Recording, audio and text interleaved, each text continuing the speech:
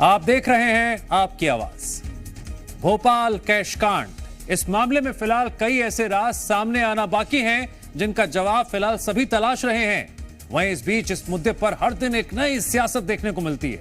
एक बार फिर नेता प्रतिपक्ष उमंग सिंघार मामले पर कई बड़े बयान देते नजर आए, और ये बयान उन्होंने तब दिए जब वो खुद कई विधायकों के साथ लोकायुक्त कार्यालय पहुंचते हैं। इस दौरान उमंग सिंघार ने कई दस्तावेज लोकायुक्त को यह कहकर सौंपे हैं कि इन दस्तावेजों में कई तरह के राज छिपे हुए हैं। तो आखिर कौन से सबूत विपक्ष के हाथ लगे हैं और किस आधार पर बीजेपी नेताओं पर सवाल खड़े किए जा रहे हैं, आपकी आवाज में करेंगे चर्चा। लेकिन उससे पहले देखिए रिपोर्ट।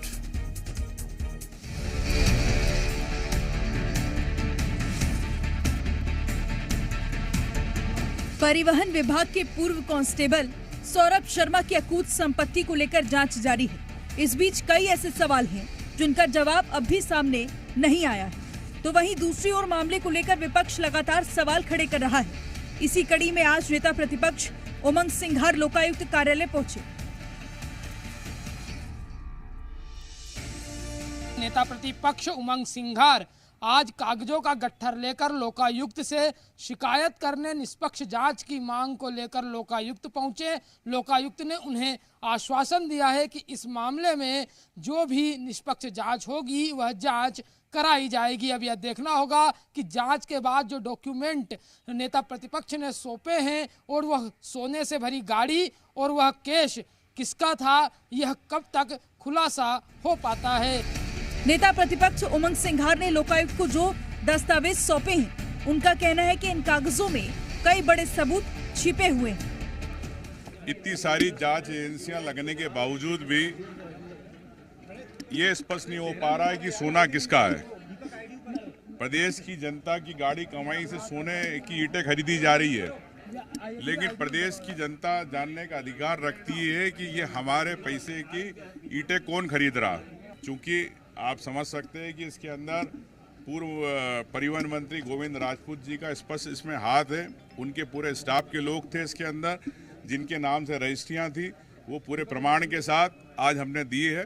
इस पे अब तत्काल लोकायुक्त महोदय जी ने कहा है कि इस पर हमें कार्रवाई करें। एक तरफ उमंग सिंघार का ये बयान है, तो वहीं दूसरी ओर उप नेता प्रतिपक्ष हेमंत कटारे ने भी कई सवाल खड़े किए। उनका कहना है कि सोने से भरी कार और वो सोना किसका था, इसका खुलासा होना चाहिए। जो सोने चांदी के बिस्किट थे वो किस व्यक्ति के थे? क्या वो भूपेंद्र सिंह के थे या नहीं थे?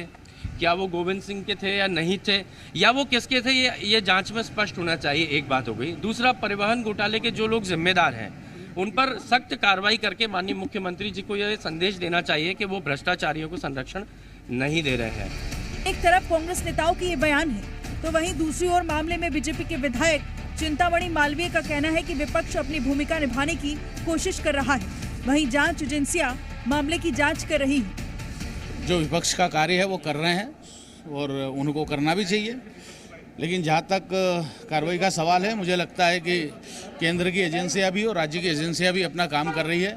यही कारण है कि हम देखते हैं कि सौरभ शर्मा 1 महीने से अंदर है और जो बाकी उनके पीछे हैं वो भी सामने आएंगे ही। सरकार अपना काम कर रही है, कानून अपना काम कर रही है।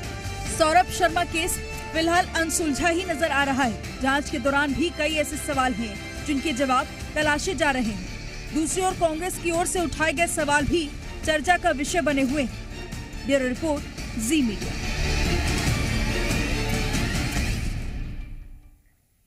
तो आज दिन भर जो सियासत की स्टोरी रही सौरभ शर्मा केस में, वो तो आपने देख ली, समझ ली, बयानबाजी भी सुन ली। अब जरा उन सवालों को भी सामने रख देते हैं जो इस मुद्दे के इर्द गिर्द आज की परिचर्चा में मौजूद रहेंगे। सवाल नंबर 1, सौरभ शर्मा मामले में विपक्ष के पास कितने सबूत? सवाल नंबर 2, लोकायुक्त को सौंपे दस्तावेज क्या होंगे बड़े खुलासे? सवाल नंबर 3, नेता प्रतिपक्ष का लोकायुक्त से मिलना क्या सियासी स्टंट है? सवाल नंबर 4, क्या विपक्ष को नहीं जांच एजेंसियों पर विश्वास? और सबसे बड़ा सवाल, सोना और कैश किसका, कब मिलेगा इसका जवाब? ये वो सवाल हैं जो सौरभ शर्मा केस, दावे, आरोपों के इर्द गिर्द घूम रहे हैं।